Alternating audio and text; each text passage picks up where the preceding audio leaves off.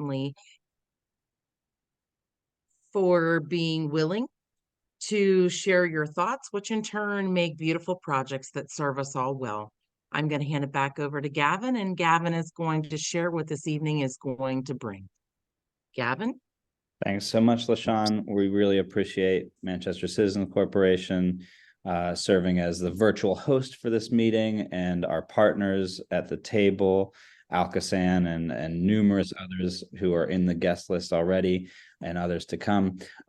We are here today to talk about what is dryly titled West End Bridge Access Structures, but we think despite the title, there are really exciting things in store around the West End Bridge.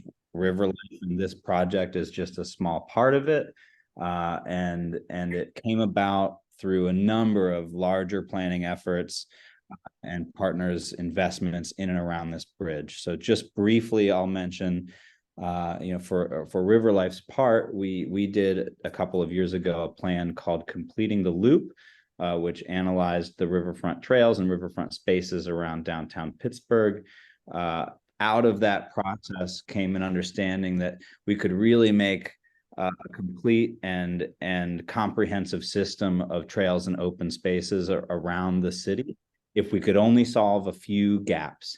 And the biggest of those gaps is the gap around the West End Bridge. So we started focusing in on that area as a place where we really needed to bring access not only along the loop up to the bridge, but also into the neighborhoods around the West End, which have to date not really had access to the rivers that belong to them.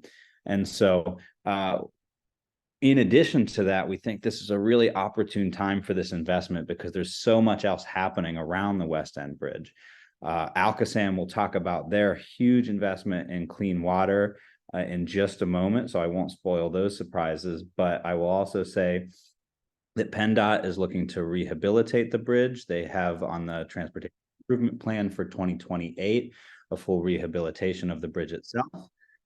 In addition, there are a number of public and private investments, including things like the Esplanade, which you may have heard about, including all of the good work happening in Manchester through the Citizens Corporation, work in the West End over by the Pittsburgh Musical Theater and elsewhere, and just really an incredible amount of investment centering around this bridge, which itself needs some love. And so our designers will talk later about what we're proposing as a first big step towards a really major transformation of this city around this really critical piece of historic infrastructure. So first, though, bigger picture, I'm going to hand it over to ALCOSAN to talk about their clean water plan. All right. Thank you, Gavin. Good evening, everybody. My name is Kim Kennedy. I'm the Director of Engineering and Construction over here at ALCOSAN, and we've enjoyed working with Riverlife over the past couple of years with respect to our clean water plan. So I'm just going to spend a couple minutes giving you an update on what we've been doing and what we're going to be doing with respect to cleaning up the rivers. So I'm going to do that. All right. Everybody see my screen okay? Does it look okay, Evan? All right, cool. Good. Just as a little way of background, the Allegheny County Sanitary Authority, that's us, ALCOSAN, we provide wastewater treatment to 83 communities in Allegheny County, including the city, which is our largest customer. We only have one wastewater treatment plant, which is located just under the McKees Rocks Bridge. If you can see in that photo, you can see the McKees Rocks Bridge sort of in the background, but we're over here on the north side. We have the capacity today to treat 250 million gallons per day. Obviously, we operate every day, all day, and we are entirely funded by our ratepayers. An interesting fact is that only 20% of our service area has combined sewers, but those 20% of the service area actually makes up about half of our customer base. And right now, ALCOSAN owns 90 miles of interceptors. So if you look at that lower map, the lines shown in red are the 90 miles owned by ALCOSAN, and the rest of them are owned by our municipalities. So the 83 communities, so they own about 4,000 miles of collection sewers going into our 90 miles of larger deep tunnels that get everything down to the plant. So here's the problem, and this is what we're embarking on the Clean Water Plan to solve, is that every year, approximately 9 billion gallons of wet weather overflows pollute our water, pollute our rivers and streams. The wet weather overflows are caused by stormwater and groundwater entering our sewer and stormwater system. And when there's more water that can be handled by the plant, it naturally overflows to our rivers and streams. This is a very interesting graphic. The vertical bars on the graphic indicate the CSO volume that we're going to capture by implementing the Clean Water Plan. So the bigger the bar, the larger the overflow that we're going to capture. And everybody on the meeting knows, our topography, our sewer sheds, Pittsburgh is very complicated. So the bigger the volume, the larger the sewer shed, and as people have built out into the system. But this is what we're going to clean up. And so the green bars indicate the volume of combined sewage that will no longer discharge to our rivers and streams after we've implemented the Clean Water Plan. So this problem is not new, but we've taken a while to work with the agencies to enter into the consent decree and create a path forward for compliance. And the consent decree was approved in 2020, and it's a modified consent decree, but what we call it in the branding is the Clean Water Plan. The first phase has to be completed by 2036, and I'll get into that in a couple slides. But it does involve a $2 billion investment, which, as I said, is completely ratepayer funded. This will significantly improve the water quality in our area, and by reducing the number of overflows. And what that means is an increased riverfront development and riverfront recreation opportunities. So we're pretty excited about that, to finally get this project rolling and have partners like Riverlife and you all to see the benefits.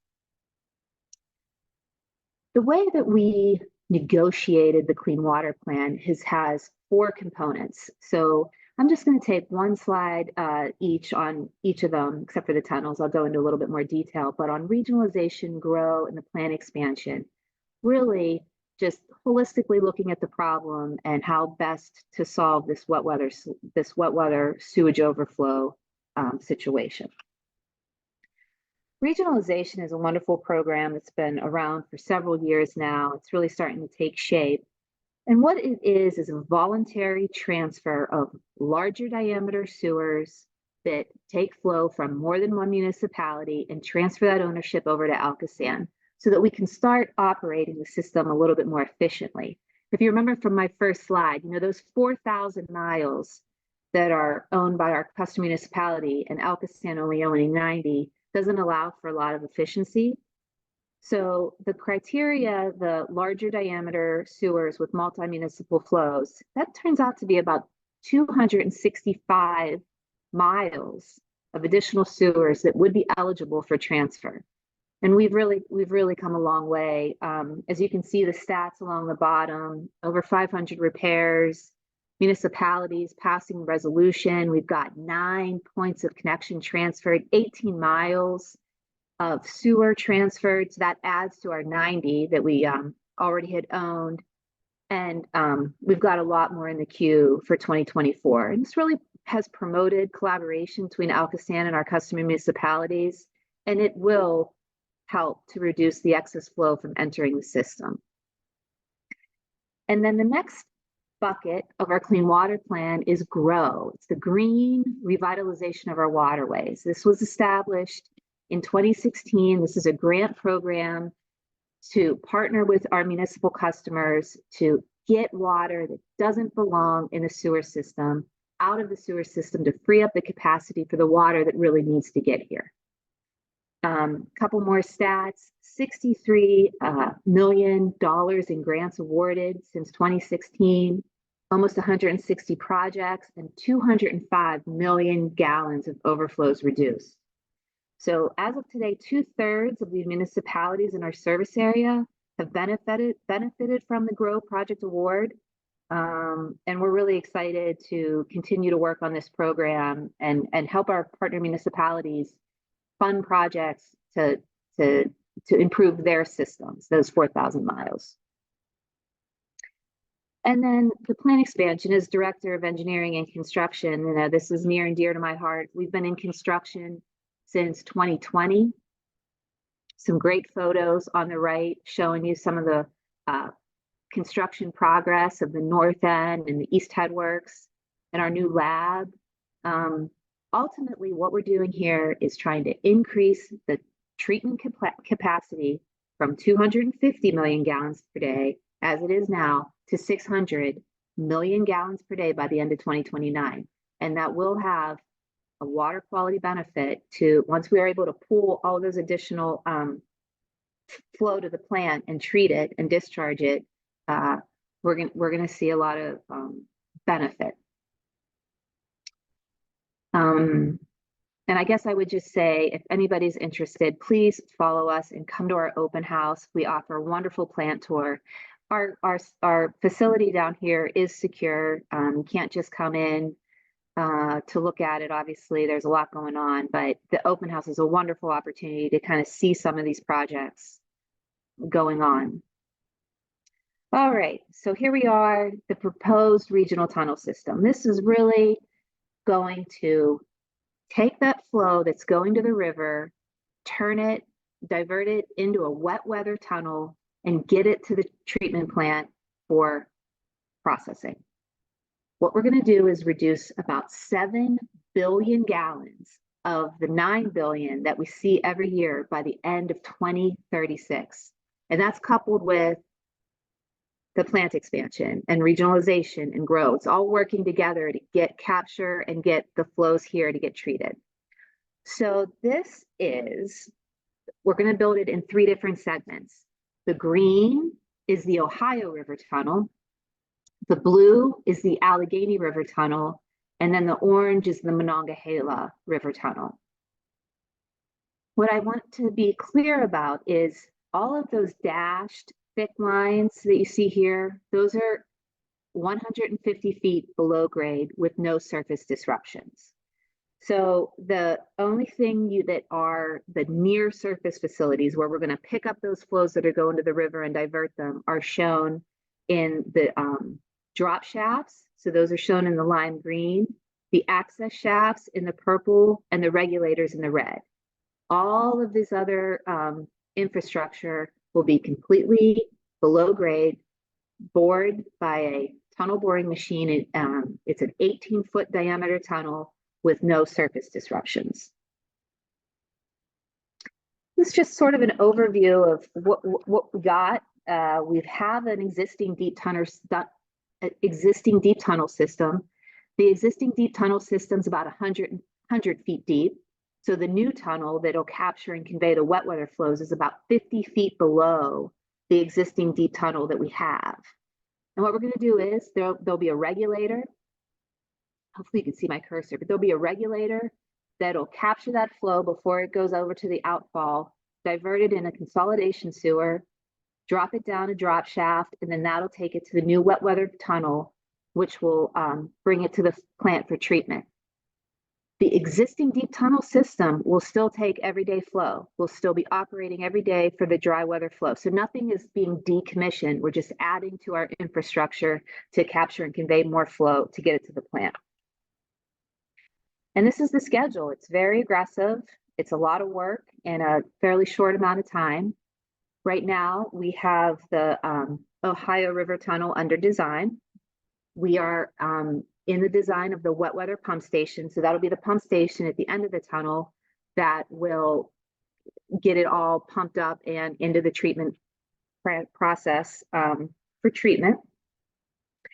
The Allegheny and the Mon River tunnels have not started design yet, except for one of the near surface packages up in the Aspinwall-Sharpsburg area, because there's some development going on, and we wanted to make sure our infrastructure was working in coordination with that development. So there is a early action project under design in the Aspinwall-Sharpsburg area. And this is just a zoom in of what we're talking about and why we're here. This is the Ohio River Tunnel. And you can kind of see the closeness of the West End Bridge down here, but this is what it looks like. We've got 2 sites over in McKees Rocks. That's 07 and 06A.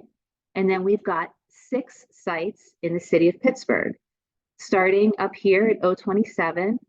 And then on either side of the West End Bridge at 41 and 14, we've got what we call Allegheny 48. So that's the A is the Allegheny River. And then the overflow is 48, 58. And then AS1 is our access shaft where we're going to start the tunnel. So we're going to start the tunnel, drop the tunnel boring machine down at AS1, and then it'll bore downriver and get taken out at 027.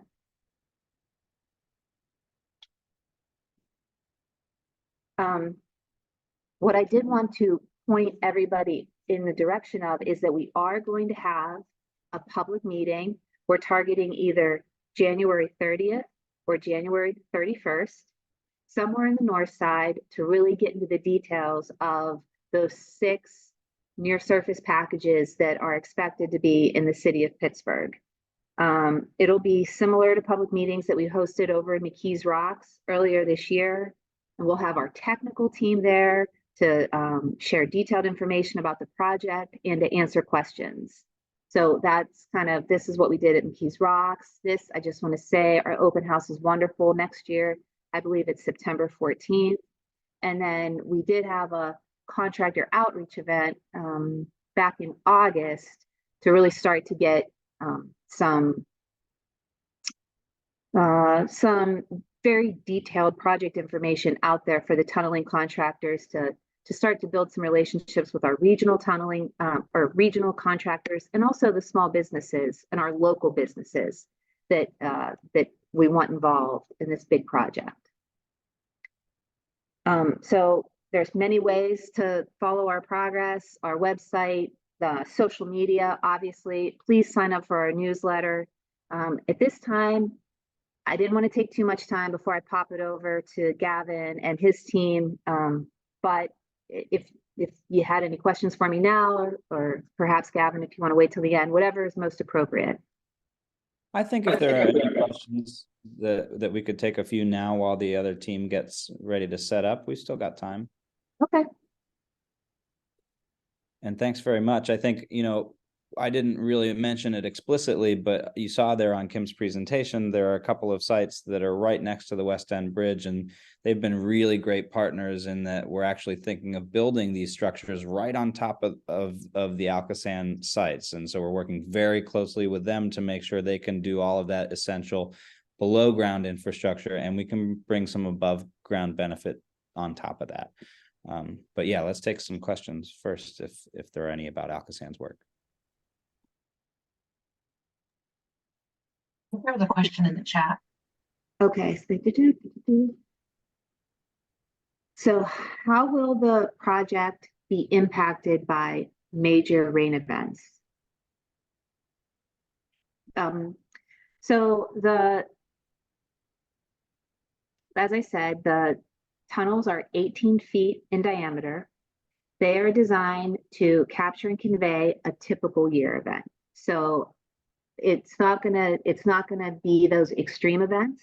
The system will still be designed to overflow less than 5. You can't really predict rainfall, but on average, it may overflow 1 to 2 times per year. But we will be able to capture and convey most of the storm events. Maybe too soon, but what sort of disruptions to the river trails do you expect? From Thomas, yes. So we will have some disruptions pretty limited actually on the Ohio River Tunnel. But obviously we're going to be working very closely with the communities when we enter into construction. But I'm thinking about the Ohio River Tunnel and the stretch where we really follow the trail. That's all, there's no near surface facilities there. So it'll be pretty minor. The one thing so I think that we'll be able to keep those trails open. And if we do have to close them temporarily for any reason, there would also be detours. It wouldn't just be closed, right? We would make sure that there was still access to continue the trail. Just have to go on a little detour. We've done that for some of our borings when we were doing our investigations, and I think it worked out pretty well. But certainly that's what I was going to say. I'm sorry. We are going to bid this project in 2024, late in 2024, and we would expect construction to start in 2025. So you'll hear a lot more about it when you're in construction so that we can look ahead, see what work we're anticipating so we can communicate to our stakeholders where we're going to be, what might be closed. So I would expect that information structure to get a little built out a little bit more as we get closer to construction and we're really doing stuff out in the system. Okay, Thomas, I hope that helped.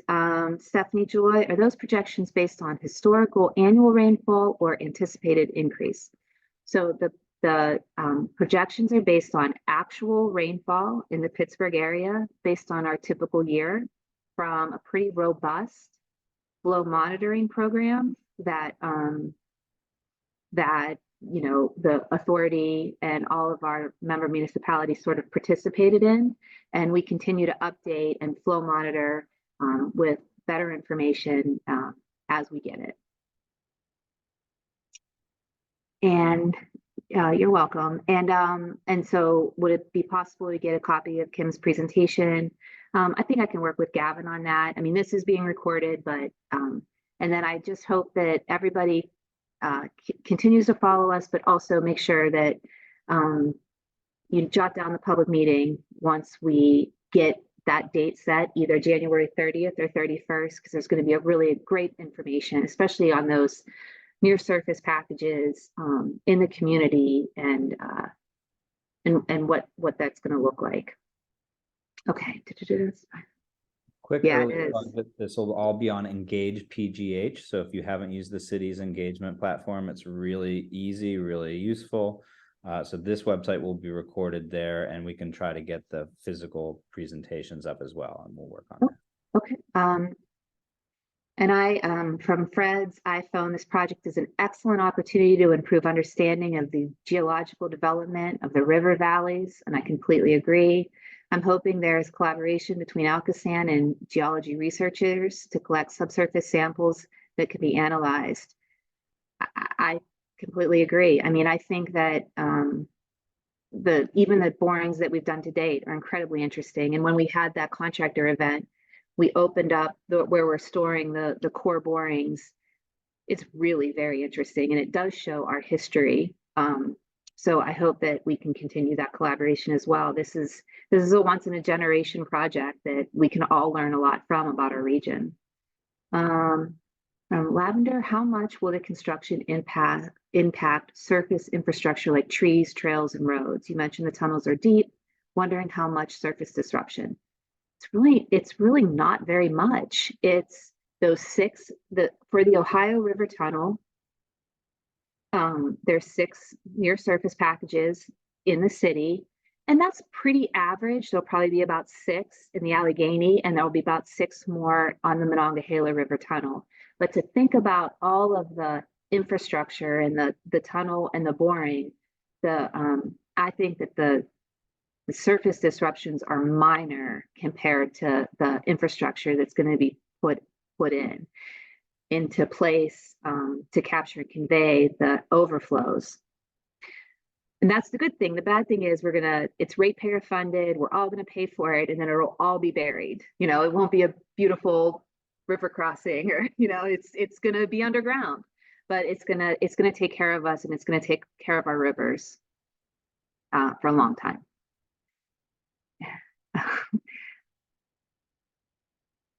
All right. Great questions. Thank you for the engagement. Look forward to seeing you all at the end of January. And I mean, I'm not leaving, so I'll be here if anything else comes up, but I'll pass it back to Gavin and your team at this time.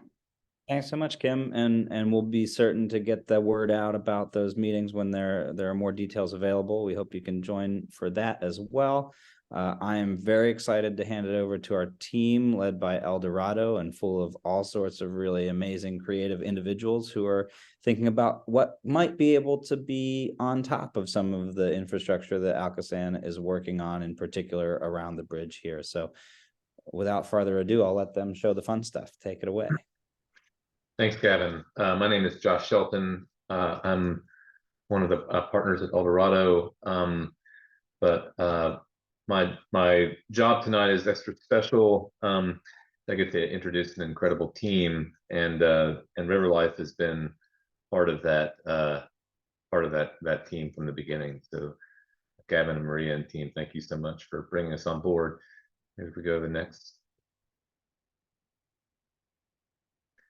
So a project like this, and it's important to say this is not, we are not tackling the preservation nor the integration of additional infrastructure on the bridge itself. What we are tackling are all the access structures that get you from ground level or from the neighborhoods to the bridge. And for those of us on the call, I'm assuming it's most of us, that are familiar with both sides of the bridge, that's quite a feat to pull off. So it takes a team across disciplines. Dorado is an architecture and urban design practice based in Kansas City and Portland, Oregon. But we have brought on with us Thornton Tomasetti for structural engineering. They're one of the most renowned bridge designers in the country, if not the world. They are total rock stars. Merritt Chase is a landscape architect. They're based in Indianapolis and Pittsburgh, so they have both the outside perspective and a Pittsburgh perspective to offer.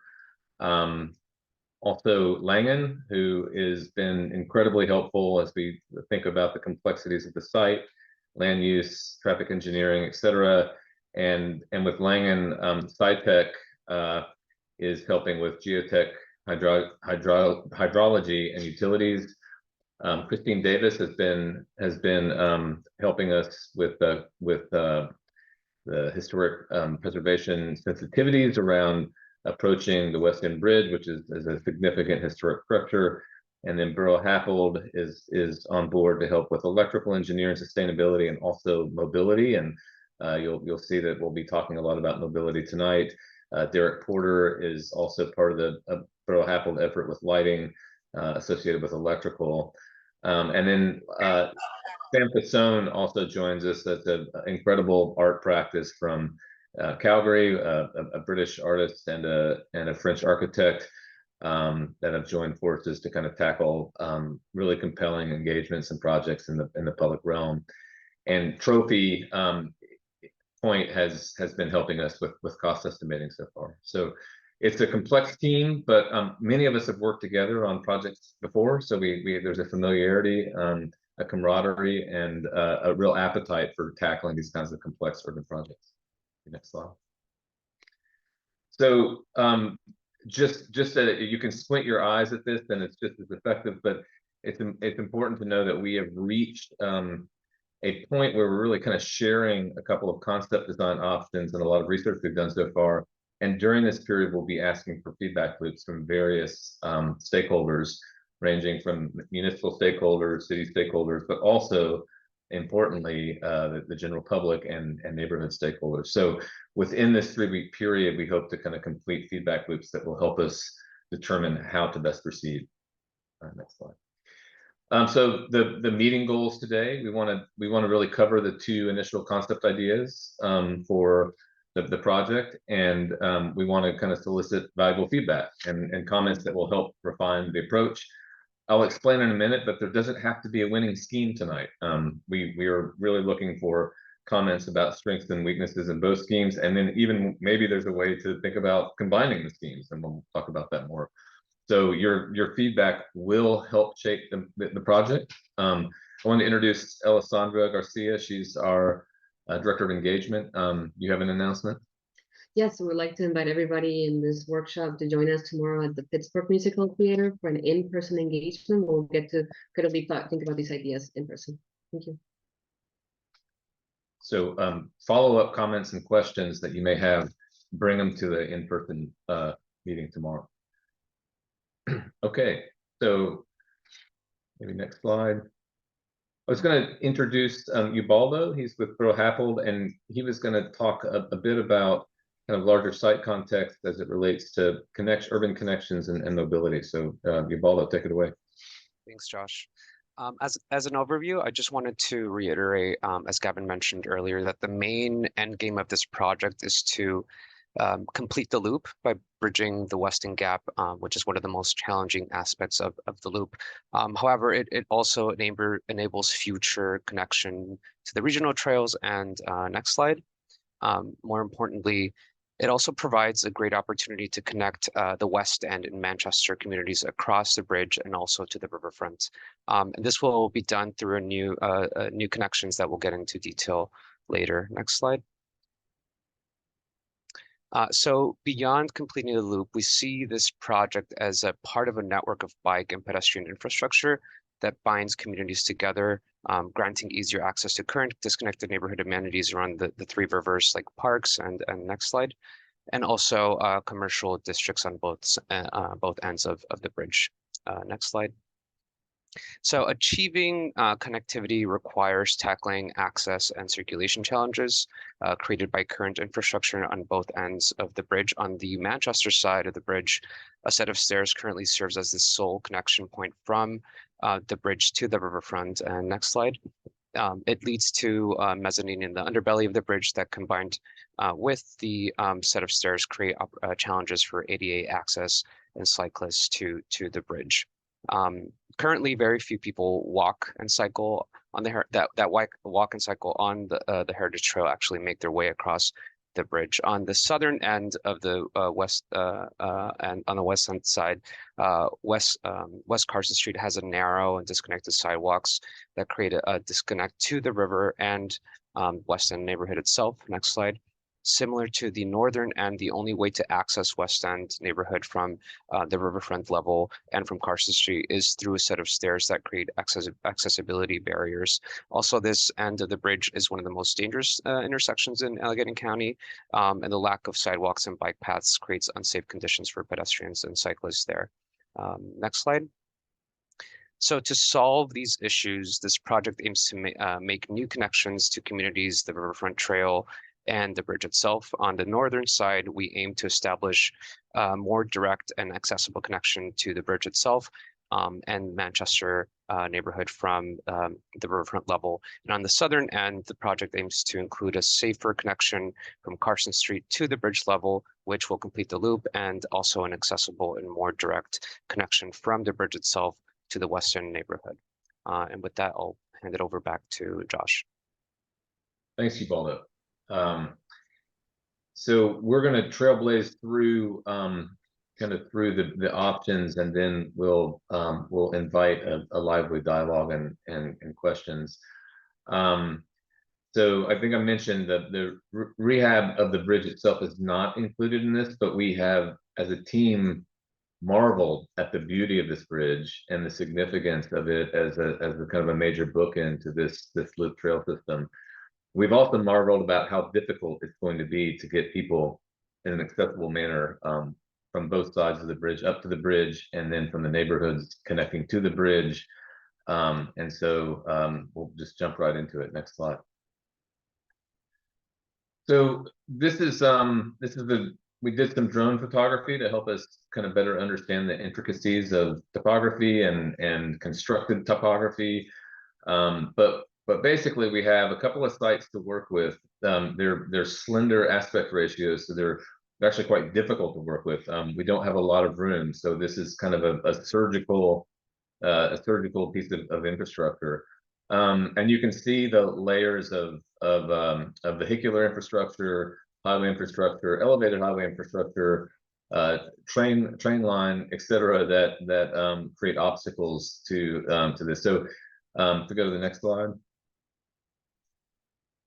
On the other side of the bridge, the Manchester side, we have a more generous site, but again, you'll kind of notice how interstates, industrial yards, et cetera, have cut the bridge off and this side off from accessibility. So the challenge is just as great on this side. And I just wanted to take a minute to identify the two options. And as I said, right now, these are very conceptual. There's a lot of room for evolution of design within these. And they were intended to be a bit different from one another, to test different ideas. So the concept design number one, we're terming as Journey, and it really emphasizes an elegant and direct connection through path. So if you're a cyclist or pedestrian, it might be a very efficient way to get from a lower elevation to a higher elevation. It might also have a really elegant relationship with the landscape, and we've imagined the landscape in this case to be more passive. There's kind of a meandering of the path through like an ecological landscape that is educational towards watershed systems, et cetera. So concept one, that's the emphasis. Less about civic gathering, less about public programming, and more about how a path navigates through an ecological landscape. Concept number two, we really focused on something different, where the path itself unfolds to become a destination. And in this, we imagined not just the access structures, but also the land, the sites themselves becoming places for civic engagement, civic gathering, small park settings. And so we were asking ourselves throughout, what are the value of concept one, the journey, versus concept two, the destination, in terms of its relationship to the bridge, to the loop, and to the surrounding neighborhood. So maybe you can kind of, as we go, you can kind of imagine those two sets of questions that we were asking ourselves. You can imagine those with us as we explain the two options. So I'm going to turn it over to Daniel Renner from Dorado, who will kind of walk us through, and I'm sure Nina Chase from Merritt Chase will join in as well. Thanks, Josh.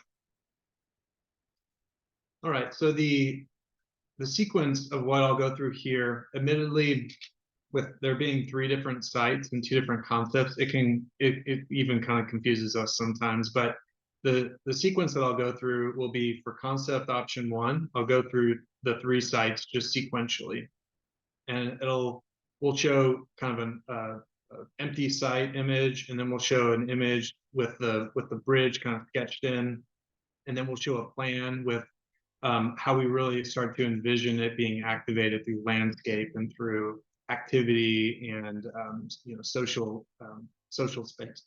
Excuse me. And so we'll just kind of go through that rhythm, and then at the end we have some kind of sketch renderings that just kind of give a sense of what the spaces look like. So with that, option 1, journey, as Josh said, is more about these paths that kind of poetically move through a landscape. And we almost really imagine the landscape kind of stealing the show of these structures. That's not to say they can't be beautiful in their own right. So, and it's also not to say that they're just completely utilitarian structures.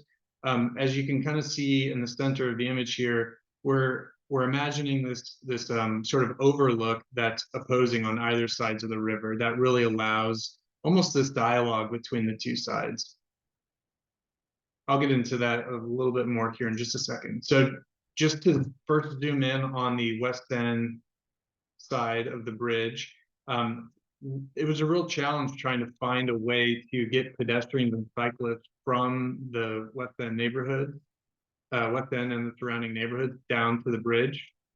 And there was a opportunity that was flagged in an earlier feasibility study of actually utilizing the railroad tunnel, which we're trying to learn. A lot of people don't even know about this on this side of the river, but essentially on the western side of the bridge, there's an old railroad tunnel, and what we're trying to do is utilize that to actually have almost like a gateway to bridges. So for site A, using the bridge tunnel, as I just mentioned, we imagine from that tunnel a pretty simple structure that emerges, and it crosses West Carson, so above, and takes a bend, and it's a very simple, there's a direct line that takes you back to the upper Carson bridge deck. So from that point, you could immediately get onto the bridge right up here. And then another leg that drops you down to grade. So that would allow you to get back on the loop and head south and meet up with the trail. And you can see the landscape beneath it is it's pretty it's beautiful, and it's sort of wild in this sense, in this case. I'd also like to have Nina kind of jump in here, who's our landscape architect extraordinaire. So as we go through these, I'd like to have her kind of jump in and kind of add to the story. Thanks, Daniel. Hi, everybody. Nina Chase, landscape architect here in Pittsburgh. We've been working with the team very collaboratively to really understand how the access structures and the architecture of the access structure blends and melds in different ways with the landscape and the ground plane and the ways it connects back to the bridge and the communities that we're connecting. And so for site 1 here, or site A for this option, and in all of these options for the journey option, you'll see a little bit more ecology kind of taking over and popping up and around and underneath the structures. And we're starting to ask ourselves a lot of questions about how to do this and how to really reflect the local ecology of the riverfront, and also the identity and culture of the neighborhoods that are going to be using these access structures for circulation. And so some of the things we're thinking about are, where is the path elevated? Is that grade? How does it start to interact with that kind of riverfront and expand the native riverine floodplain vegetation up and under around the structures themselves? We're thinking about the tree canopy and how to integrate the path into the tree canopy. So we're thinking about it from underneath the structures while you're on the structures, but also kind of coming up to them as well. And then also we're looking at, related to the image on the top right, what the connections are to the underside of the bridge. So these structures, the access structures are themselves an infrastructure, and then the bridge itself is a much larger infrastructure that we're thinking about spatially, and how to create this connection and work with the landscape and the kind of at-grade connections as best we can. Thank you. One additional, oh, sorry, here's a view that's just emerging from the tunnel as the path starts to bend back towards south. I'm sorry, toward the east. You have the West End Bridge kind of in the foreground, and then the city just right behind you. There is one more thing I wanted to point out. It's really important, but on all of these schemes, there's they're completely accessible. So we're designing from that as the basis of all of these. So it's not like one is accessible and the other is not.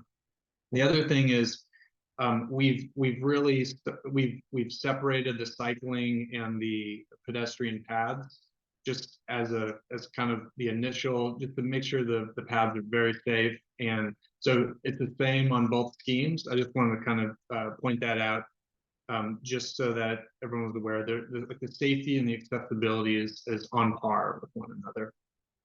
This is site B. This site is very tricky to kind of thread through some of these existing buildings. Here is the path as we envision it now. It kind of, as I said, it kind of like threads through the buildings here, and it culminates in a really, we think it could be a really special kind of overlook moment. And as I said before, this overlook could have this really interesting dialogue with the Manchester side, so that you have both of these perspectives of the bridge from either side. Cyclists and pedestrians alike could really enjoy this.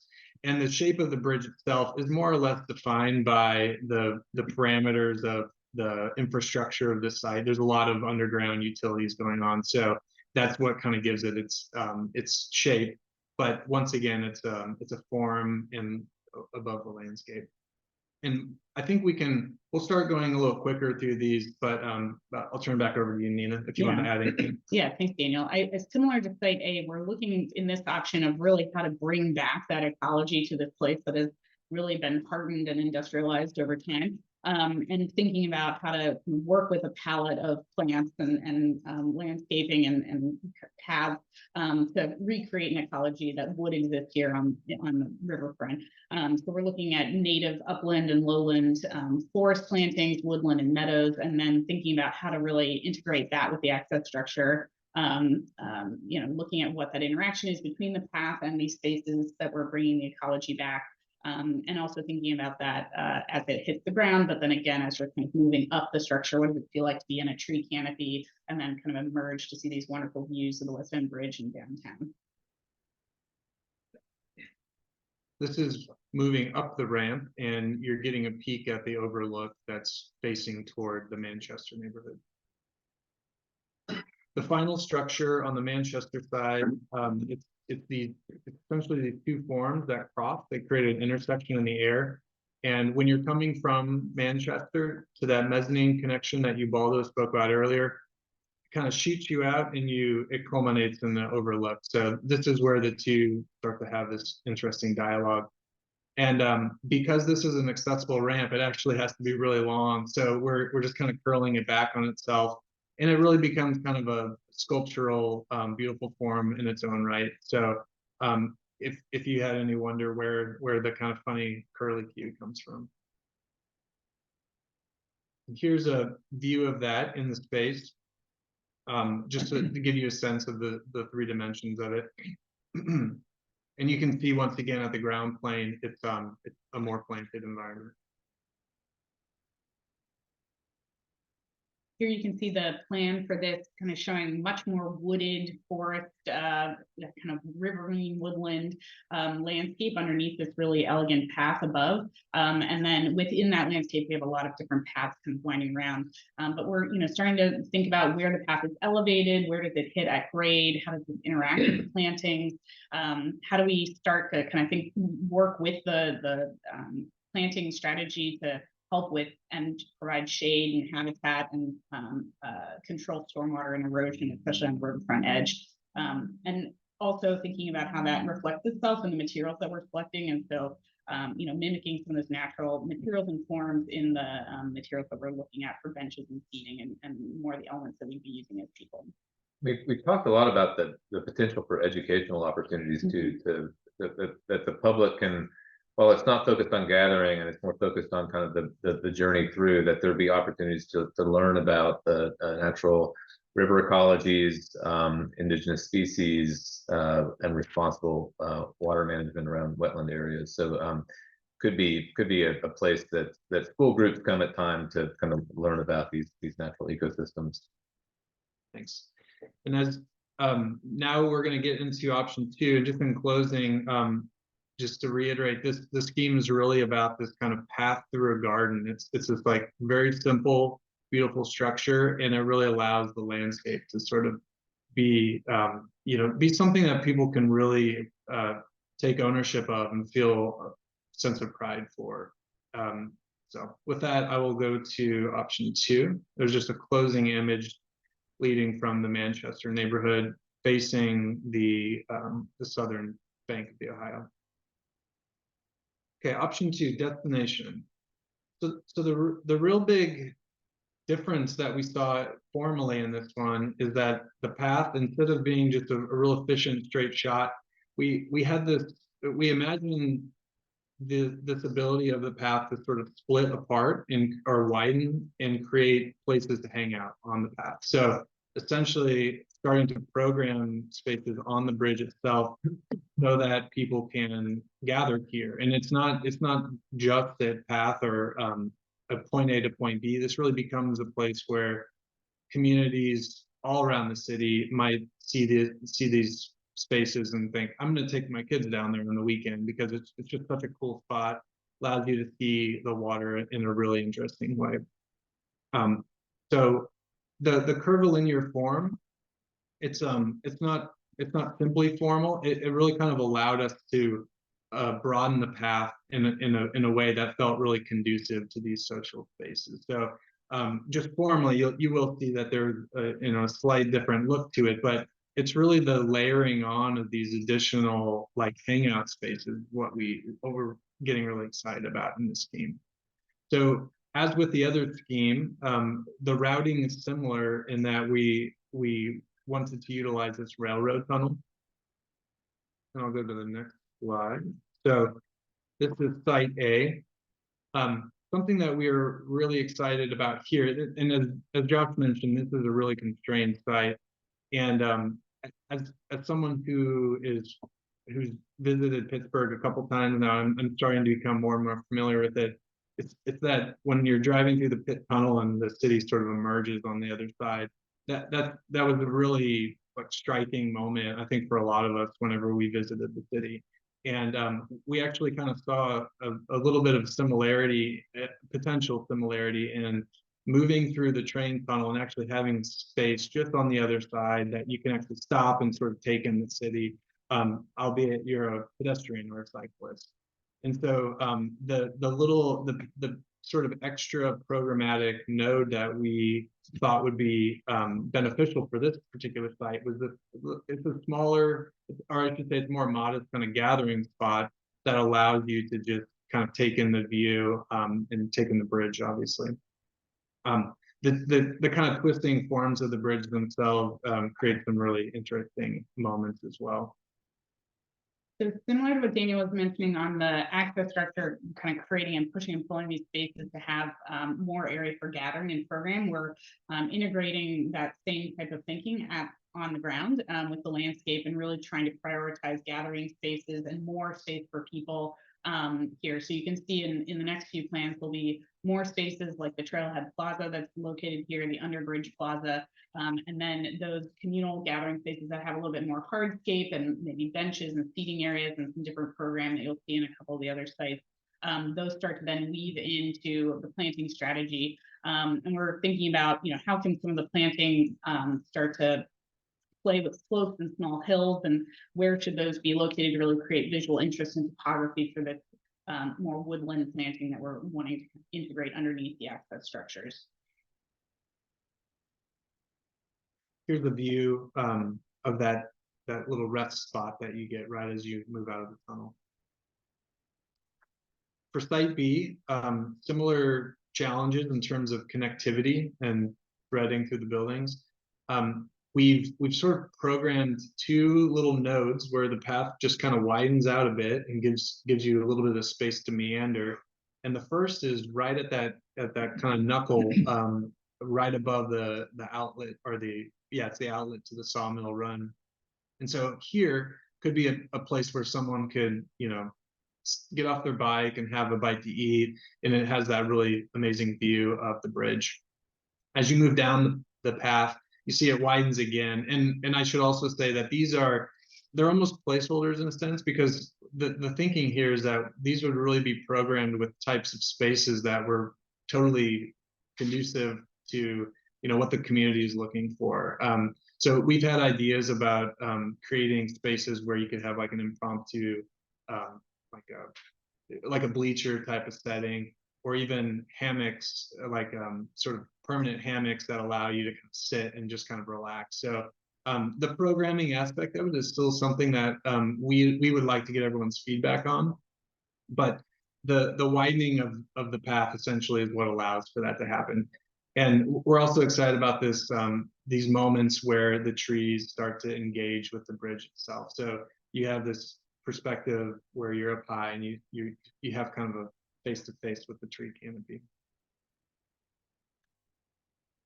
So as Dina mentioned, we're really interested in getting your feedback and ideas for how you would like to spend time on all of these sites. And we started to put some placeholders into the design to start the conversation. So you can see Dana was mentioning bleachers and those brown lines kind of right along Riverside Street there. We're showing some of that to allude to the fact that we could start to integrate seating into the slopes and really create some of those gathering spaces. But then also just prompting the question of how should some of these multi-purpose spaces be designed to really promote gathering. We're starting to show kind of a trailhead plaza with a picnic grove and maybe a a covered structure so that there could be a space to kind of start and stop a bike loop that you're going on, or just sitting kind of on those bleachers. So you'll see some additional options in the next site as well. And one more thing to point out about these, about this this concept option 2 destination, is that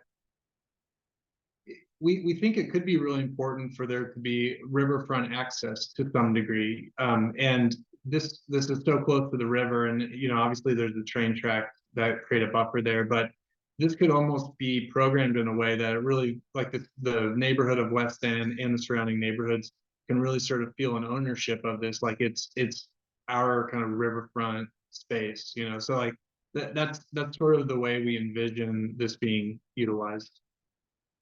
Here's a view of that looking back for the bridge.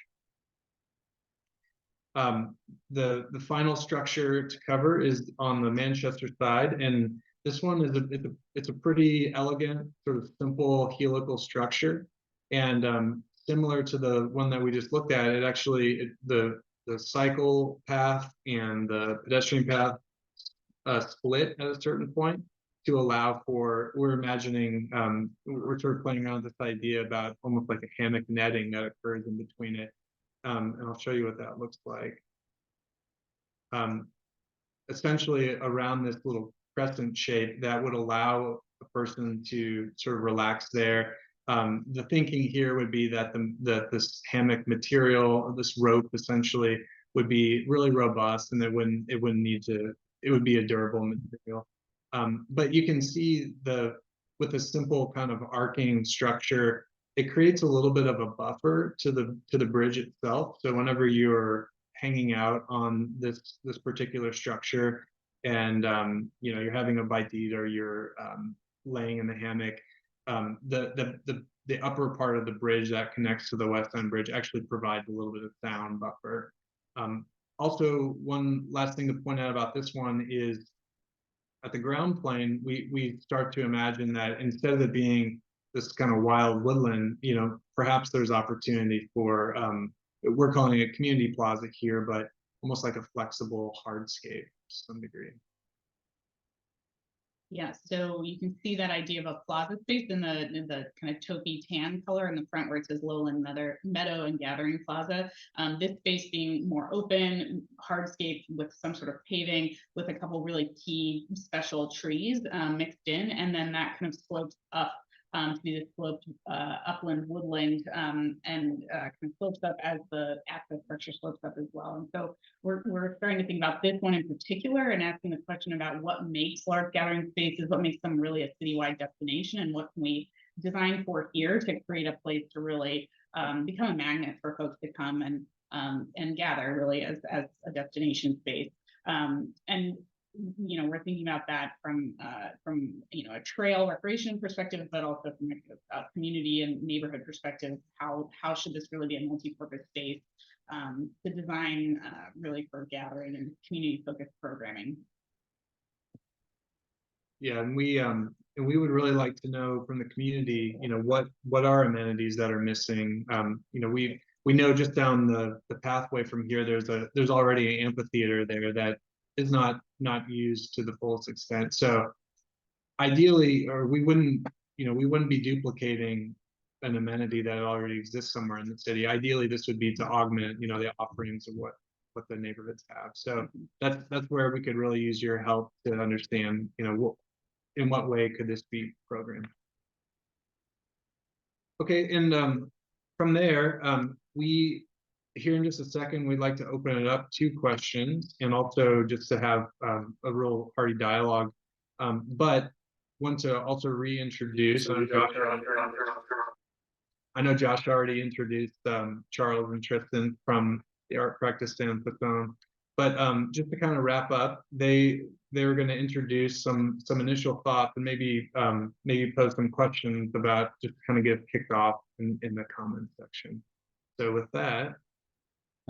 Thank you, Daniel, and hello everybody. Very nice to meet you. Yeah, as artists on a project, contributing from the early stage, it's a really special opportunity to be able to kind of contribute and collaborate with designers from the outset of the project and be able to sort of really help mold some of the thinking about that and integrate the way art is thought about. So there'll be sort of three phases in which, or three parts in which art is involved in this project.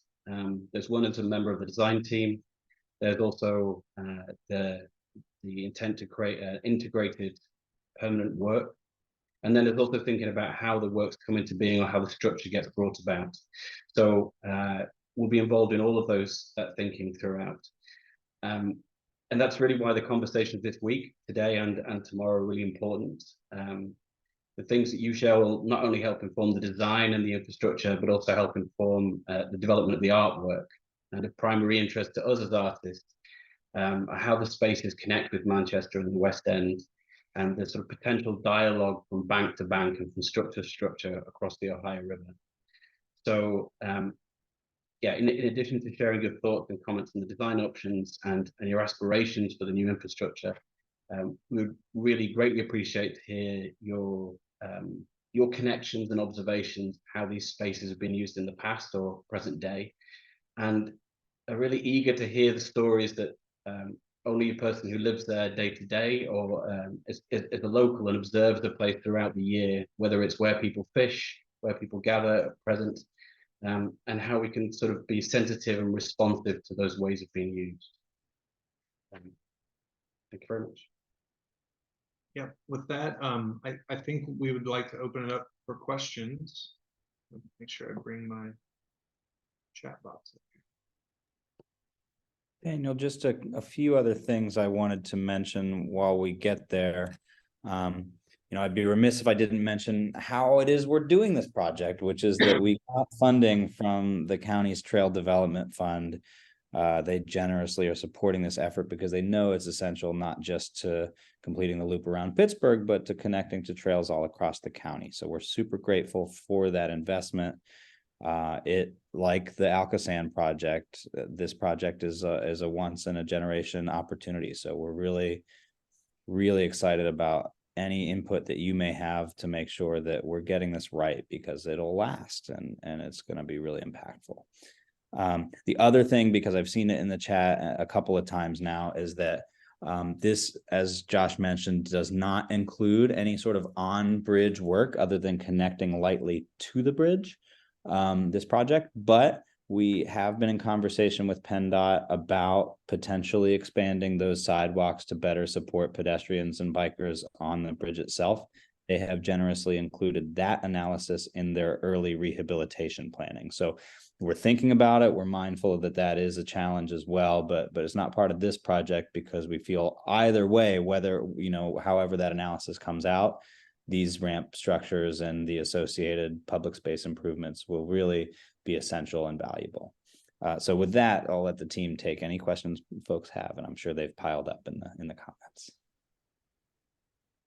Yeah, I'm reading back through the chat right now. I was trying to find a good starting point. Well, they don't have to come from the chat. Anyone can jump in with a question. Conversation would be great too. If not, we can go back to the chat, but welcome an open conversation. Guess I'll just hop in. Yeah. Thanks so much. This is, you know, really great and exciting to see. I did have a question about on the southern side of the bridge, connections underneath the bridge between the two, I guess side A and side B. Can you just describe that a bit more? Is what's envisioned there? Is something envisioned? I saw kind of like allusions to it, but not much direct discussion on it. In either proposal 1 or proposal 2. Yes, so both of them were showing what we have labeled as underbridge plaza, and making those spaces more hospitable between the two existing staircases and the path kind of leading from that staircase to the landscape, or to the top of the bridge, where then the access structure connects lightly to the existing bridge. So the idea is to really, I'm thinking, you know, we're looking at paving, we're looking at seating areas, spaces to make, elements to make those spaces more hospitable, and the nice connector between the existing stairs that are there today. So widening some of those spaces and working with existing columns we've been looking at a lot of examples that have some sort of graphic art or lighting in there as well. I think those are things that we're looking at, and we're also open to precedent examples or other ways that folks in this group today are interested in using those spaces. No, that's great. I mean, because I think the connecting the West End to the river is so important generally, but also connecting the West End to the rest of the, the trail network, et cetera, is important as well. And making sure that, I guess site A and site B are connected and friendly is just a really critical way to kind of make that additional jump, so the jump to the river is great, and then jump to the other side of the bridge too. Yeah, especially on the bridge, there are so many levels that we're connecting. Right. They're disparate parts right now, and so wanting to connect them together into a cohesive whole, and they read as one continuous space. Hopefully, that's the idea. Yeah, just because the entrance to the bridge from the southern side is one of the least like human friendly places in the region, and I think, yeah, doing whatever you can to work around through beyond that is critical. Thank you for that comment. There is a question related to that from Thomas. It just came into the chat. The side eastbound exit on south side, will it still take you to the sidewalk on Carson Street next to the gas station, post Gazette building, or some more elegant connection to existing path that ends by Duquesne Incline? Related to just the bounds of this project, we are ending kind of at that existing gas station, which is the building on the lower right of this image, with, I think, future visioning that connects further. Yeah, that's right. And it's always like the structures that we're looking at. We have been focused specifically on the parcels themselves and how it starts to attach, to West Carson and then back over to the bridge.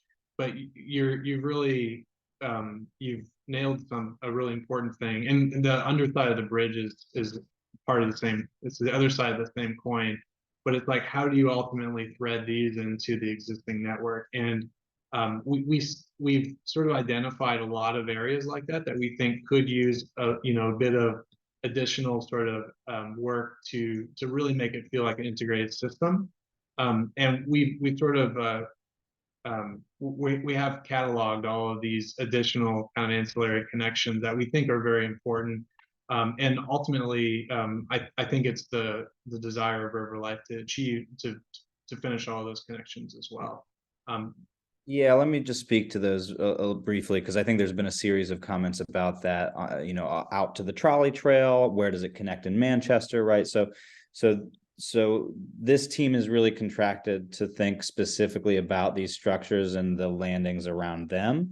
But we know there's a lot more work to this process, right? And obviously connecting over to Station Square is one of those. That's going to take conversation with Buncher, who are the property owners there, and figuring out West Carson and how to make that safer. And there's a lot of work to be had on that side. There are sort of PennDOT owned parcels that might help better connect up to the trolley trail and Seldom Seen Greenway. We're thinking about Emerald View Park. And so this project, though concise because it has to be, because it's already complex enough, is definitely couched in that bigger vision. From the Manchester side, there is a ramp that exists that we're trying to connect to that gets you over to that Western Avenue intersection, which itself is not ideal. So all of those things are things that we're thinking about and we'll have to think about across partnership as we get into that bigger picture. I also just quickly wanted to talk a little bit about our engagement work that we have done, because Deanna mentioned, gathering feedback from individuals in the neighborhoods. And so we've sort of been on that path already. We absolutely want to hear from anybody who you think might have, something to share or something to yell at us about even, right? Like we want to be as involved as we can in these neighborhoods. We did get a national grant from the Funders Network to do some specific engagement in the West End with particularly youth who work for this group or participate in a group called Hope for Tomorrow. So that's been a lot of fun. We've done some early action projects like a mural and some other things to, just get them to see that the river was there and start engaging them in this idea of a bigger picture planning effort. We work regularly with LaShawn at Manchester Citizens Corporation over in Manchester, and she's on our board, so is guiding our work and making sure we're staying on our P's and Q's as it comes to community engagement, which we're really, really focused on. So please, anybody on the call, if you have folks that you'd like us to reach because they couldn't make it today, or anybody else that we should be speaking with, we want to hear it, and we want to get them involved. And that's all I had. Thanks. Justin. Hello. Go ahead. Hello, my name's Jake. I'm a daily bike commuter across the West End Bridge. I live on the North Shore and commute towards the West End. And my thought is that everything you're showing here is a massive, massive improvement to what we have. So I would propose, as someone that uses it almost every day, that whichever one is quicker, easier, and straightforward, that we go ahead with it. We're talking about art and native plants and how we can make it perfect. And I think I speak for a lot of people that don't have time to attend meetings like this when I say, let's just make it happen and not see it 10 years from now and see it as soon as possible.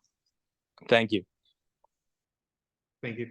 Jake, that's great. And I was just about to speak up. This is Josh from Dorado. I was just about to speak up and kind of tease out thoughts that people might have in this. The dialogue between the two options is, this, I think what Jake was saying very much leans towards this kind of journey idea of an efficient, maybe elegant path from one side to the other that works, that functions, landscaping, and is perhaps maybe a bit easier to achieve than the destination. But the investment in civic space could be interesting to some people. So I was trying to stir up that debate a little bit and see if we could get people weighing in on the journey approach versus the destination approach. And maybe I've seen in the comments some people are even pointing out might make more sense to do destination on one side and journey on the other. So I was interested in the for everyone participating if anyone had any strong opinions. Jake was very articulate with his.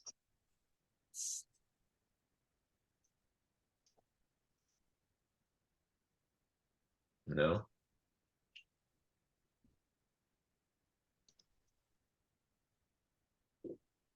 Some people are speaking up in the chat. Agree with getting it done as soon as possible. That came from Alyssa. Liam, the commuter on Carson up to the West End. I'm just glad to be alive at the end of the day. We felt the same way trying to cross as pedestrians, so we're right there with you. And I already spoke up, but it's just, I think he's right. This is just so much better than what we have right now that I'm sure people are just looking at and excited and eager to get it, make it a reality. Walt just added, can it be phased? Phase 1 is bare bones, phase 2 is beautification of it.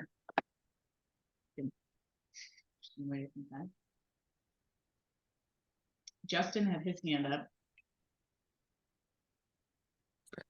up. Yeah, so I guess feeding into this current conversation, I'm kind of both. I'm a cyclist commuter and would appreciate something sooner, but I do also value the destination part, so I'm really split there. In terms of bicycling commuting, it would be nice to have something at that point. I do a lot of traveling between Brighton Heights and the downtown area, and it would be really nice to have a stopping point before you get into the crazy that's downtown. Separately, I also just wanted to point out, I know that there was a mention about what goes on in these areas now. I know that there has been a long-term homeless population on the north side of the bridge. I worry that this would cause increased exposure with the public with them, and I'm kind of concerned about any consequences from that. So I just wanted to point out there that there is that community there. And I hope that there is at least a plan or accommodation for them. Yeah, this actually showed up in the chat. I mean, there are some themes that I can sort of report that I'm hearing and reading, that safety and security, you know, as it relates to the unhoused population, and that could go both ways: safety and security for the unhoused, as well as safety and security for the pedestrians and cyclists. So that seems to be coming up on a regular basis.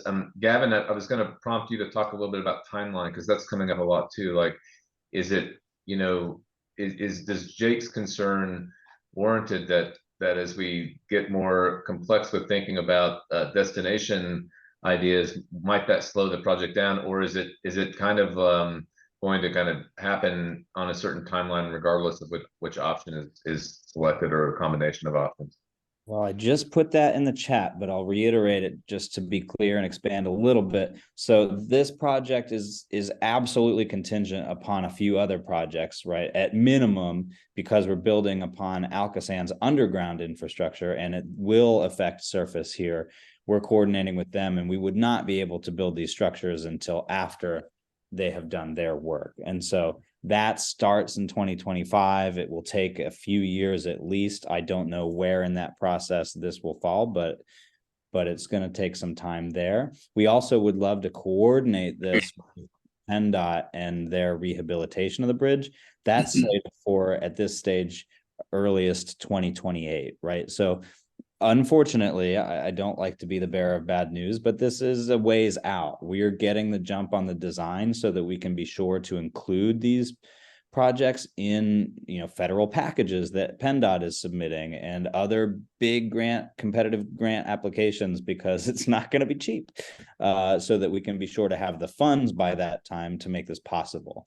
I think the thing that might make you know, destination versus journey, big splash versus bare bones, more of a decision point is how much funding we can raise, right? Not so much the timeline, which is fairly well set for a date in the future. So yeah, I hope that answers the question. Chris has his hand raised. Chris. Okay, a couple things. I live on Mount Washington, and I know this sidewalk well and its approaches. I like to lead public groups on bike tours of Pittsburgh, including at night, of the great nighttime views from the riverfronts.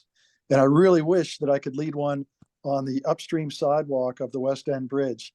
The steps really preclude that now, but that's one of the best evening and nighttime views, late afternoon and nighttime views of the city, from specifically the upstream sidewalk of the West End Bridge. The two, or the overlooks that are suggested or proposed from the river shores, really the most interesting thing to see from there is the bridge itself. So the bridge view is really cool. There's one spot where there are bushes cut away.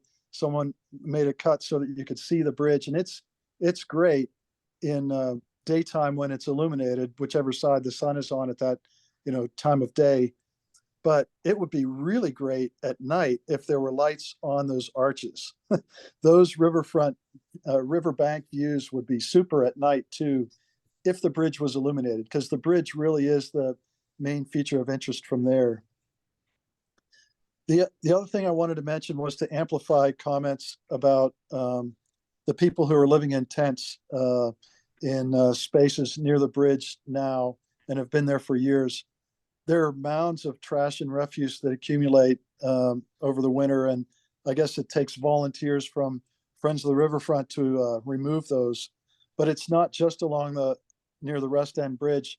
Others of the Riverfront Trail have that problem too, including some pretty high traffic areas, like the area between the Rachel Carson Bridge and the Heinz Lofts along the Three Rivers Heritage Trail. There are people who live there, and they accumulate mounds of trash. It's just, as someone who lives here and sees that all the time, it's hard to imagine a new public space not going that same route. So personally, I'd love to see some kind of improvement to the current situation before being really enthusiastic about providing more space for that activity. Thank you.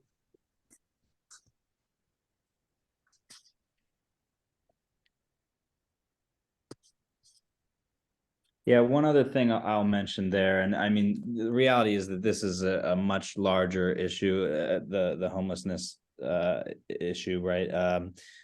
We're working regularly with our partners at the city and the county.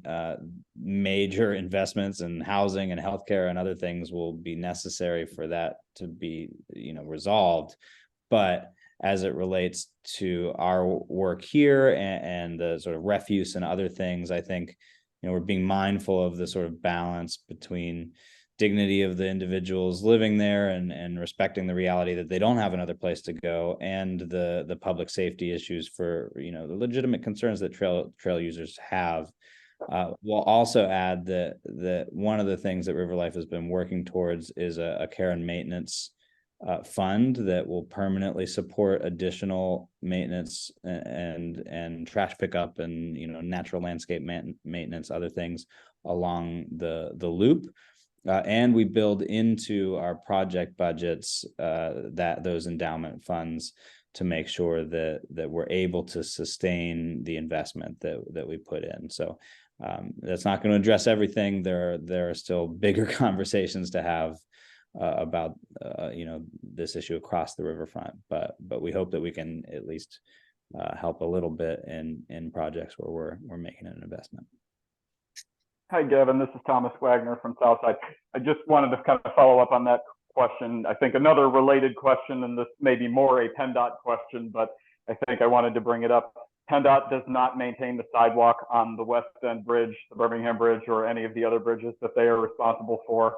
I think that's also a concern if we're going to increase bike and pedestrian traffic on those sidewalks. I think there needs to be some concern toward how those get maintained. I mean, there's constantly glass, nails, rocks, things like that. And PennDOT, I've tried 1-800-FIX-ROAD. You get a very polite message, and then that's it. And some of the other reaching out methods I've tried, you kind of get nowhere. The city's not their bridge. They're not responsible. We're friends of the riverfront, has limited ability. But I think, as more of a holistic question, if there's going to be a sidewalk on there, who's going to maintain it and how is that going to work?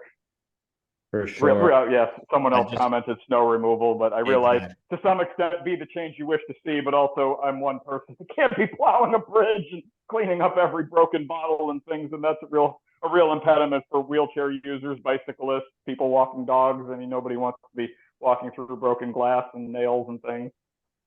For sure. I will just reiterate that we're trying to be really thoughtful about how we build in those maintenance dollars in the beginning of the project, right? So we're not saying, oh, well, we'll raise, an additional $1 million to take care of it for the first 10 years and then forget about it. We're saying we're going to raise this money and invest it to make sure that we have a permanent instrument for care and maintenance along the riverfronts, especially where we're making these major investments. And I don't mean to pick on PennDOT, but they build infrastructure and then they don't maintain it. It is not their area. They don't do it. That's right. If I can finish, that is not their responsibility. They've stated it as such. We are working with the city of Pittsburgh, who would be the likely owner of this structure, though we have not confirmed that, right? We're still working on that. We've still got a few years before this thing gets under construction. Regardless of the owner, we know that we would need to bring additional maintenance responsibility ourselves to the table to make sure that these things can be maintained. And in addition, I will say that there's going to be a manager of this program in our staff who we think will be a very helpful individual in connecting those dots, because we know there is a sort of misunderstanding about, well, it's not PennDOT's responsibility, it's not DPW's responsibility, it's not the county's responsibility, so it falls to the wayside. We're mindful of that, and we will address it, especially where we've spent millions of dollars. Thank you.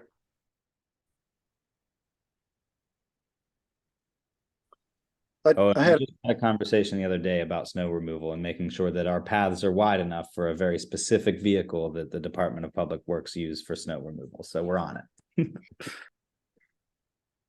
I think at one point I got called on, so I'm hoping I can jump in here. wearing a little bit of two hats. One, very excited that, you know, our firm is part of this team. I know a handful of my colleagues have already started working on this project, and I'm looking forward to when I can kind of chip in and assist. But also wearing another hat in that we represent the teams. So, you know, Acrisure Stadium, PNC Park. One of the things I know that they're most interested in is potential construction impacts for this project. And we are, you know, very, very, very premature, obviously. But, you know, as we move down this process, you know, if we can just kind of understand what that potentially would be, or if we have some kind of idea right now as to the magnitude of construction impacts for, you know, this addition on the side of the bridge.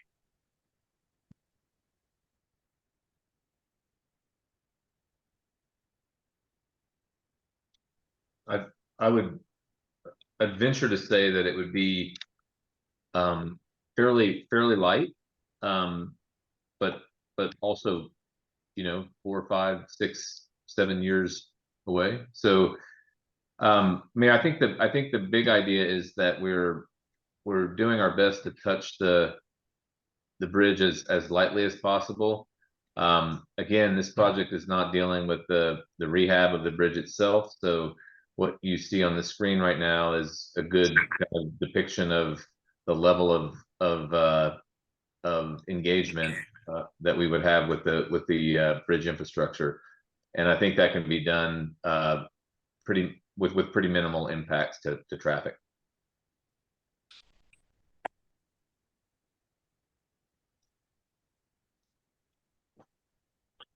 I have one more thing, if I could. Mm-hmm. Can you guys hear me? Yeah, we can hear you. Okay, I put this in the chat, but somehow I made the error. I didn't send it to everyone, I only sent it to one person. Those who cross the bridge on the sidewalk will know this well. When you're going from the West End toward Manchester, the sidewalk there at the very beginning of the girders for the bridge is normally covered with shards of glass and pieces of side mirrors that have hit the girders, because the roadway is pretty narrow. And, you know, I don't know what to do about that, but I wanted to mention that if there are more people on that sidewalk, it's definitely a safety issue, not only because of glass sitting there on the sidewalk that needs to be cleaned up, but, you know, sometimes those things are flying off vehicles onto the sidewalk. So I just wanted to mention that so that it's kind of in the record and the reporting of this, and that the designers could maybe think about that. Thank you. Thanks a lot. And I think you had directed that question to me. This is Josh with El Dorado. One, and actually, Daniel, if you go back to that view that you were at, the Axon, what the perspective aerial. Yeah, this one here. One interesting challenge and opportunity that we have, there's a widening of the pedestrian and cycling path that goes along Carson that you can see that then connects to the bridge. It looks as though it's just magically pasted on the side and floating there. There would need to be a series of columns that are placed in just the right spots to help support that. But I think the reality of connecting down to the ground from the bridge level does involve a widening of sidewalks there. That may or may not help the road problem and the rear view mirrors getting busted. But maybe there's some thoughts that might go along with the rehab of the bridge itself that start to address that. But at the very least, you wouldn't have a cyclist or a baby stroller right up against where side view mirrors are getting busted open. So we're early in the project, but we are thinking through, at least kind of on the side of the pedestrian cycling, how safety is increased and how pathways become more generous in their cross section, and how they're supported to connect lightly to existing highway infrastructure. That's all part of our scope. As we move through the more technical sides of the project next calendar year, you'll notice that Thornton, Tomasetti, the structural engineers will get far more heavily involved in kind of troubleshooting those solutions, and they're very good. So we're all looking forward to that moment when they start to help us understand how we can actually pull these magic tricks off. There's a really good comment in the chat that I just wanted to highlight here. The comment was about the negative space that's created by the designs. And I think it's really important to consider that. And, in conjunction with, with our team, obviously, but with the lighting designer and just the strategy for how these sites, they should never feel like they're just this kind of black, like they're dangerous to go to. And we recognize that. And through the design and through really sensitive features, so whether through lighting or through making sure that there's no nooks and crannies, that there's good visibility everywhere, that'll be of utmost importance for us. And I think what we would want to avoid is that these are fenced off sites and then at nighttime they get locked down. Like the idea is that these really feel civic in nature. And so I just wanted to just state again that comment's really important to us, and it'll be something that is high on the priority list. Hi, Daniel. Thank you for addressing that comment. I was the one who commented that, Nazia. I also want to appreciate the second concept between the two in that aspect, because adding functions and making sure that people are over there in those spaces, in those node areas, and whatever bumps you're creating or designing, if people are over there, bikers and pedestrians will feel, when you say visibility, it's not only about lighting design or just providing them with lights, that is, but also with eyes, right? So I wanted to really appreciate you all for the second concept. I hope all of us see the value in it, and looking forward to future discussions. Thank you all. Yeah, thank you for that.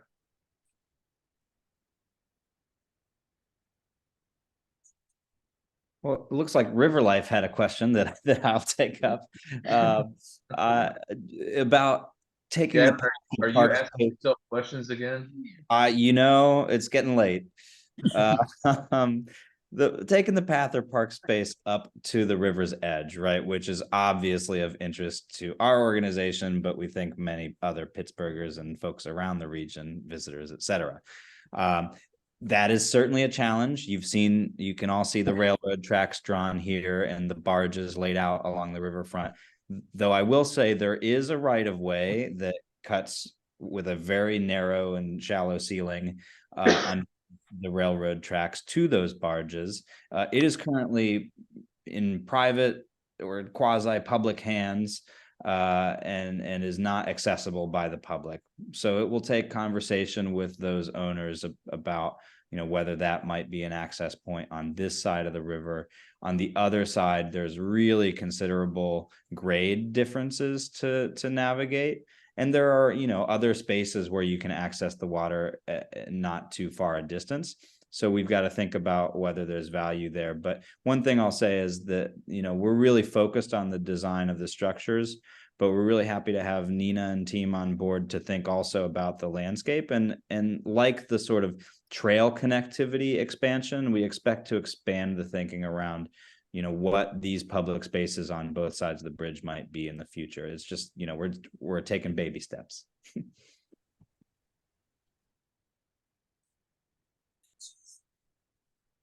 Thanks for that question, Riverlife. Yeah. One thing I would say on site B, especially where we were showing more of an area with the bleacher kind of seating. Oh yeah. That space, because the railroad tracks are there, and then the planting actually on the riverbank is quite low, and even the barges are low there, have some really great views, and a couple people mentioned that in the chat, and really maximizing those opportunities, whether you're on the access structure or kind of at the middle height to open open up those views as much as possible and use the planting and structures itself to kind of position you to have really beautiful views of the city, but also the West End Bridge. We found ourselves as a design team getting excited about almost the ambiguity of some of these gathering spaces where they become a discovery of sorts, that you're on a path and then suddenly you're in a gathering place, and there's not there's not a formal transition from one to the other. It just sort of evolves into, you know, morphs almost from one to the other. So we'd want to, you know, if we kind of pursued these types of solutions, we'd want to tease that out more and more to where kids and grandparents and parents all took delight in that moment. You realize you were no longer on a path, that you were kind of part of an elevated park system.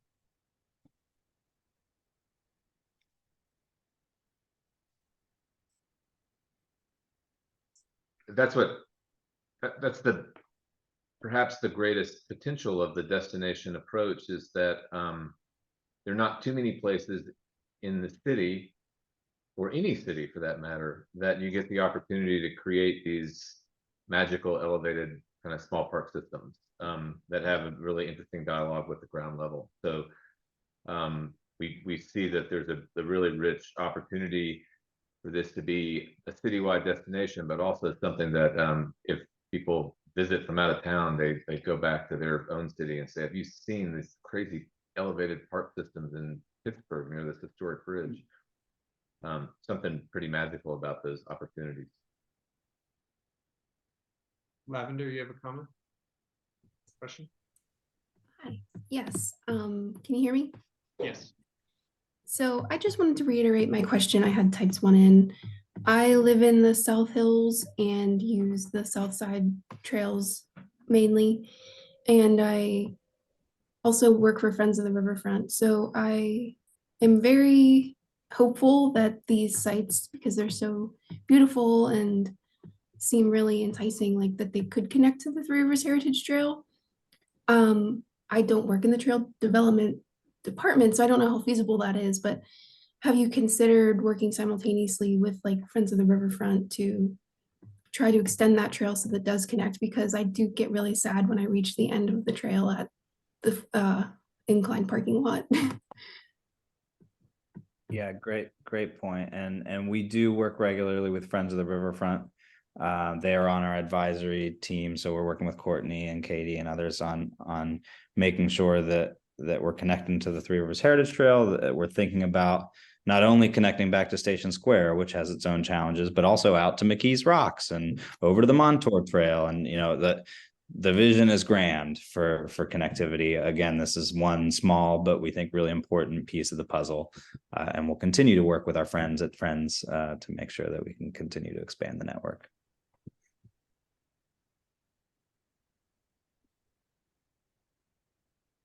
I'm seeing some precedents in the chat, the High Line and the 606 in Chicago. Those are really great projects, and we love to collect precedents at this stage of a project. So if folks have other places they've been in the world or in Pittsburgh that they love and they'd like see more of those types of places, put those in the chat. We'd love to see them.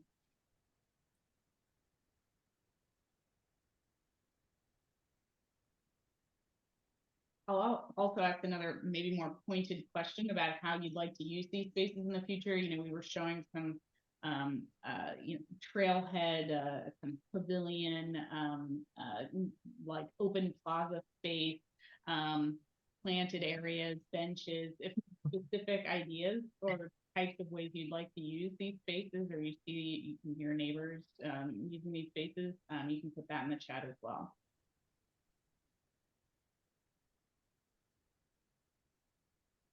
Any amenities, park amenities you'd like to see. Yeah, maybe Daniel, if we go to concept number 2, the destination on the Manchester side, the site plan with the landscape. Mm-hmm.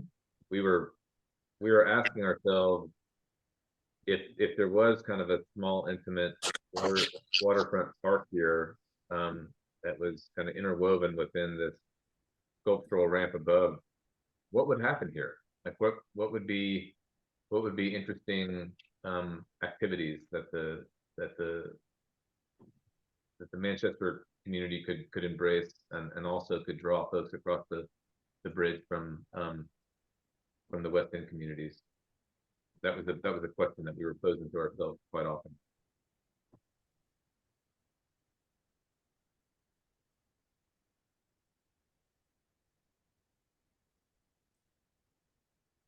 Nancy's asking to Blanche be developed similar to the Magic Hedge in North Harbor. Very with birding and local wildlife resource. That's a great example. And I think especially and it could be well within both of these options, but especially in our option one, the journey, where we're really maximizing the space for ecological restoration. I think that's something we're thinking a lot about is who are these spaces for, or what are these spaces for? You know, they're for humans and foot or pedestrians, but also for birds and aquatic creatures in the river. And so I think that's a very important comment, thinking about birding and local wildlife and ways in which humans can engage with different species.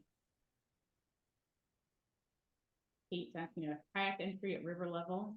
It'd be great if we can hit the river. And one thing I'll add there is that we were reminded by Lisa Brown and Sawmill Run, or at West Watersheds of South Pittsburgh, that Sawmill Run does run right through the site. There are tunnels with the water coursing underneath it. It might not be possible to access the river directly there, but it might be possible to access Sawmill Run, and you could like kayak through a tunnel out into the river, which would be pretty great. I've been through the tunnel on a pontoon boat, whatever that is, and it's beautiful. It's really an amazing experience. So if you've got a kayak and can go into that tunnel safely, careful when it rains, check it out. But we're thinking about it for sure. You can emerge from the railroad tunnel and or the Sawmill Run tunnel. Mm-hmm.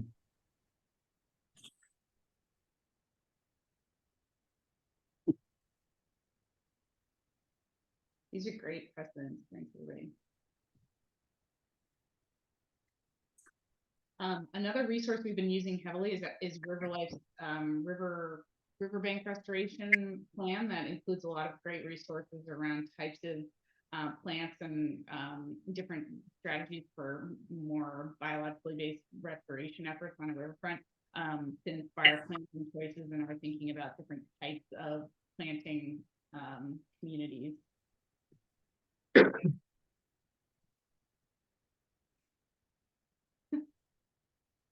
Thank you all. Good time.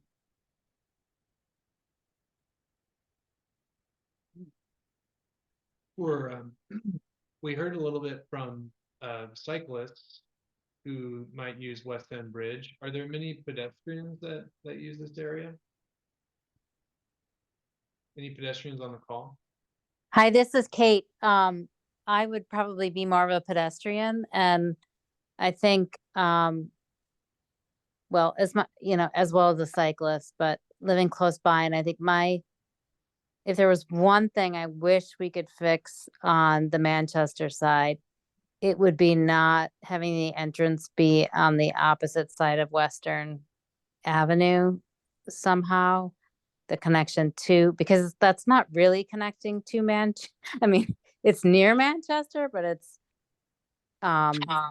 Western Avenue, and especially anytime those stadiums are used and traffic is coming and going, rush hours, it's pretty dangerous to be a pedestrian around there. It's not a good feeling, that open space near that intersection. So just wanted to mention that. Yeah, it's a really good point. I'm sorry if I could interject just briefly, because I mean, one thing to keep an eye out for that and for what is a really obvious problem all across the eastern edge and southern edge of the Manchester neighborhood is the Reconnecting Communities project that Manchester Citizens Corporation and the city of Pittsburgh will kick off at some point in the future. And if LaShawn is still on and maybe wants to talk about it, she's certainly welcome. But they'll be thinking all about how to make the whole corridor more, better connected to the river, to Chateau, because it really is a barrier. And there are some things we've been thinking about in terms of, specific site interventions that would help some, but it certainly, there would still be some psychological barriers there that we can't break down all at once. So Yeah.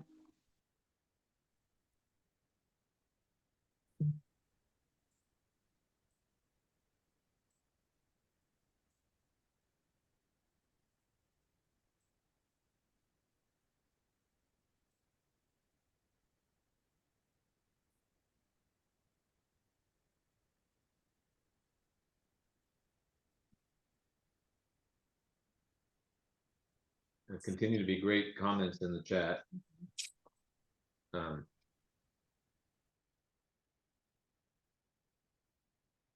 Lavender is supporting if you build it, they will come theory. That's good. I liked Fred's comment about your comment about time of day and side of bridge and light, either sunrise, sunset, illuminating the bridge. Think about that in conjunction with views. I think is very important.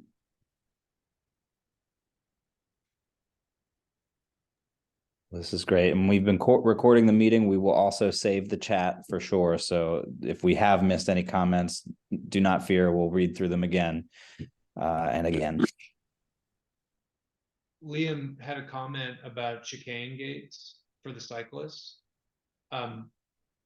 Early on in the presentation, I was mentioning that the cycling lane and the pedestrian lane we're sort of keeping them completely separate, just as a base point.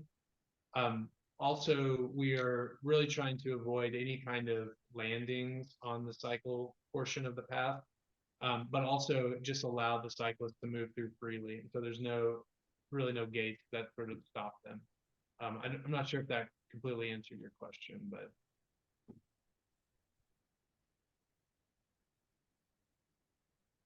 It should be a nice ride.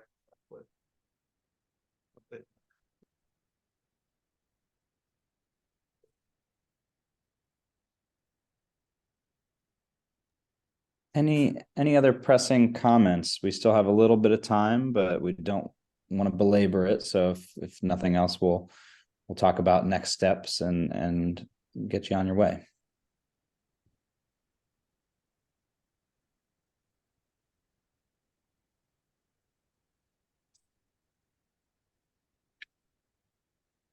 Well, don't be afraid to interrupt me, but hearing none, I'll just let folks know that, this was one of two meetings that we scheduled this week. So tomorrow we will be at the Pittsburgh Musical Theater in the West End. And again, from 6 to 8 p.m., it will be similar, right? You'll hear some of the same things, but we will also be breaking out into smaller groups to really dive into details about various topics, and maybe the team can talk a little bit more, give a little bit of a preview about what that's going to look like. We hope you can join us there.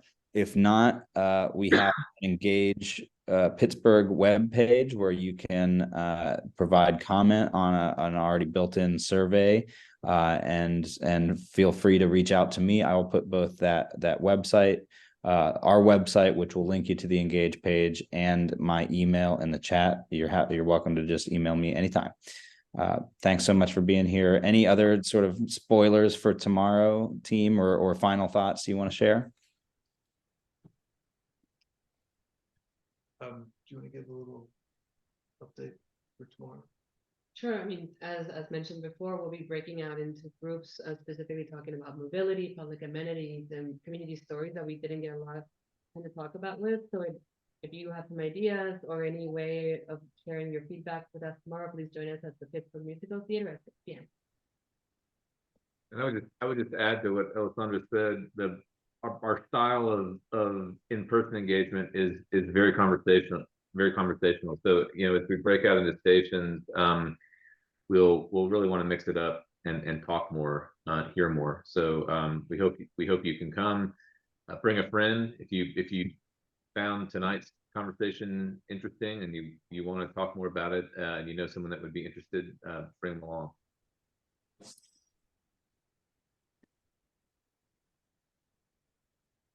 We'll see you hopefully tomorrow night.